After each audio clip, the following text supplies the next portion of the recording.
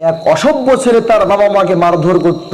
ছেলের এই অত্যাচার সহ্য করতে না পেরে ছেলের বাবা একজন দরবেশের কাছে গিয়ে এই ব্যাপারে সমাধান চাইলো। তখন দরবেশ সেই লোকটিকে বলল, ভাই, আপনার ছেলে যখন ছোট ছিল তাকে আপনি কিভাবে লালন পালন করেছেন? তখন লোকটি বলল, আমার ছেলে যখন ছোট ছিল তখন আমার ছেলে যা চেয়েছে আমি তাই দিয়েছি, কোনো বাধা দেই নাই, তার যা মন চায় সে সেটাই করেছে।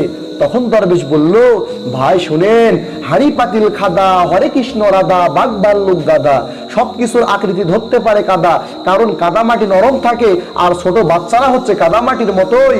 কাদা মাটিকে যেমন ভাবে আপনি মনের মতো করে আকৃতি দিবেন, ঠিক একটি বাচ্চাকেও আপনি মনের মতো করে গড়ে তুলতে পারবেন।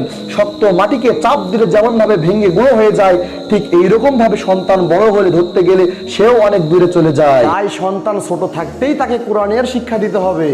যে সন্তানের ভিতরে দ্বীনের জ্ঞান আছে, সে সন্তান কোনোদিন তার পিতা মাতার সাথে